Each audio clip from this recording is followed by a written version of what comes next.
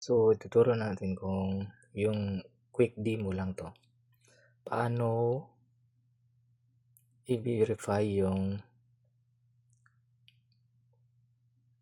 electronic know your customer or EKYC para ma-verify, para magamit nyo yung ng full features ng cash in at bills payment.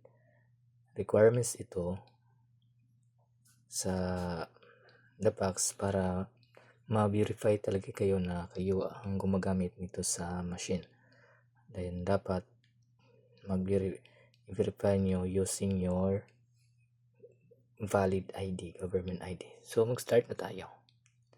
So pag hindi kayo verified kasi may mag-pop up dito na hindi kayo verified na. So gawin natin, i-download yung app to start verification. Click lang nyo to.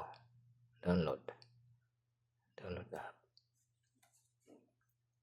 Click lang ha.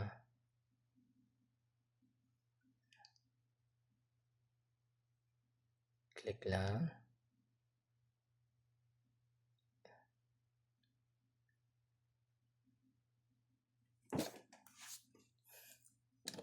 Sandali lang.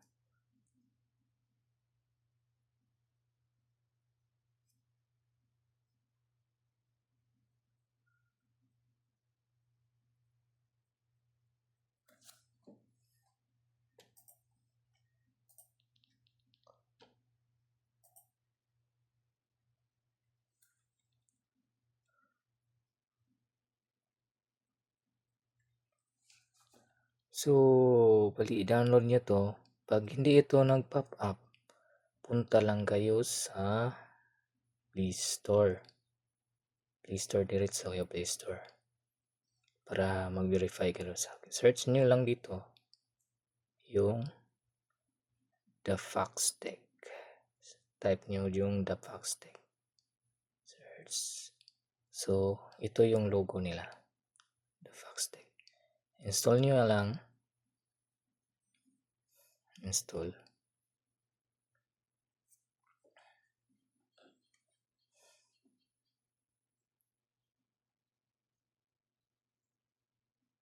Wait nyo lang. Matapos yung install niya.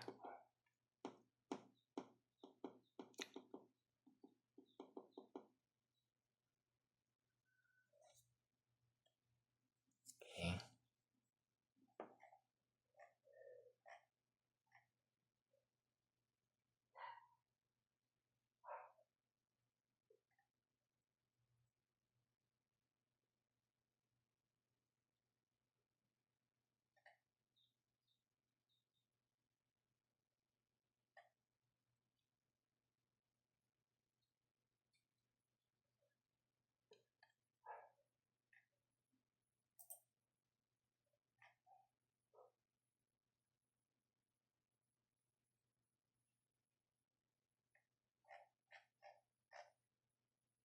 So, open na natin.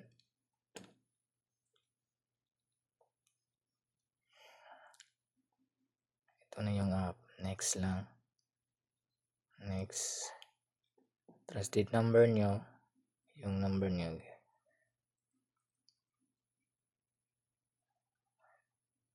Hindi ko lang ipakita.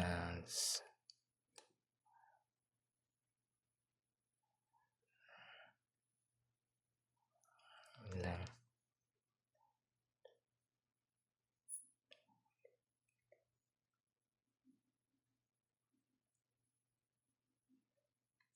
Then may OTP to siya. Sinitap kasi natin sa authenticator to siya.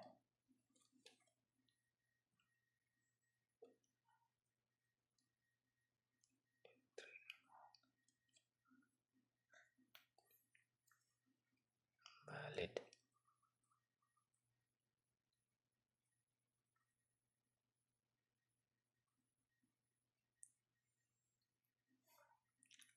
So ito na yon. Kita nyo, verified nyo lang yung account para magamit nyo ng full features ng cash in at bills payment. Verify nyo lang. So, continue. Then, type nyo lang sample yung mga birthday nyo dyan. Correct na birthday nyo. Expose nyo lang. So, upload nyo lang yung mga valid government IDs nyo dyan. Postal passport. Pili kayo dyan. Simple passport. So, confirm nyo. So, upload photos instead or live capture. So, once na-submit nyo na yung lahat na requirements nyo, mga 72 hours pa yan ma-approve. Pero don't worry po, pag mag-apply kayo ng verification, isend nyo lang sa akin yung application nyo, trusted number din, para assist kayo sa tax para agad kayo ma-approve, para magamit niya yung full features ng cash in at bills payment.